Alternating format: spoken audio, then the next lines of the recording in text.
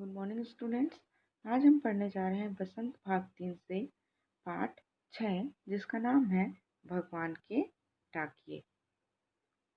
इनके लेखक हैं रामधारी सिंह दिनकर जी, जिनका जन्म 13 सितंबर 1908 को सिमरिया घाट बेगूसराय जिला बिहार में हुआ था और इनकी मृत्यु 24 अप्रैल 1976 को हुई थी।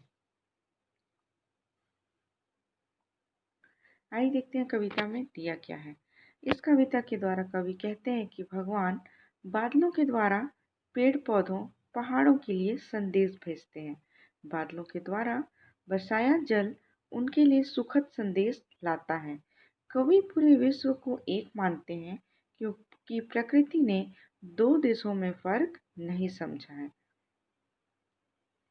वे कहते हैं कि एक देश दूसरे देश को जाति सुगंध को कोई बांध नहीं सकता।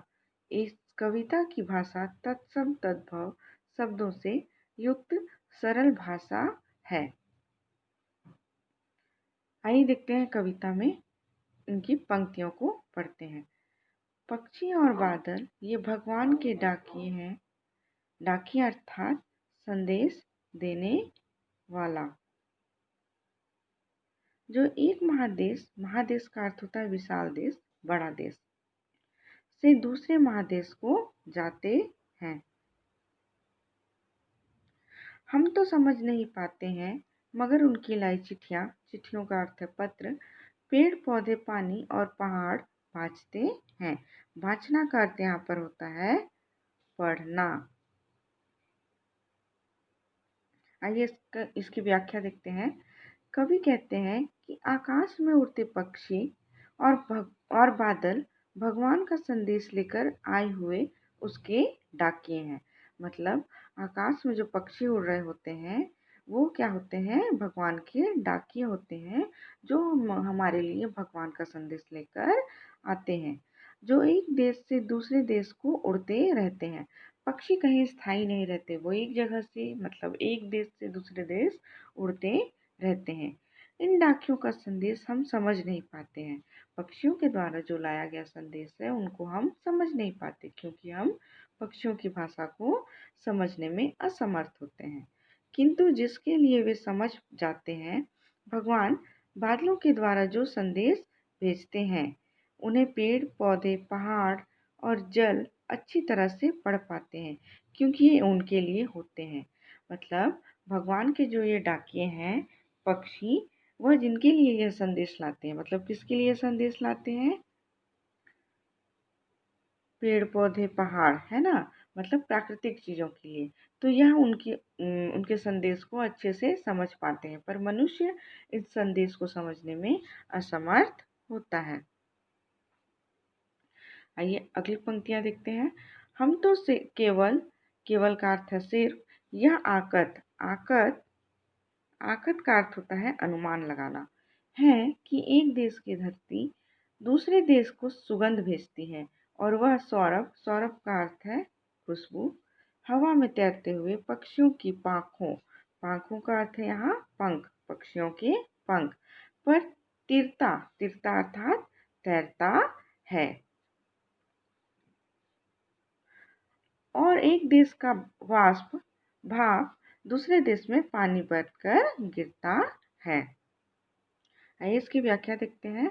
इसमें कवि कहते हैं कि हम मनुष्य देश को उसकी सीमाओं से जानते हैं। ठीक है, हम लोग क्या जानते हैं कि यहाँ से लेके यहाँ तक की जो सीमा है भारत देश की है, यहाँ से यहाँ विदेश की है, अन्य देशों की है। तो हम लोग क्या करते हैं कि सिर्फ सीमाओं से हर देश को बांध दिए हैं कि इतनी सीमा एक देश की है, किंतु लेकिन प्राकृतिक चीज़ें जो हैं वह इस सीमा से परे हैं, मतलब अलग हैं।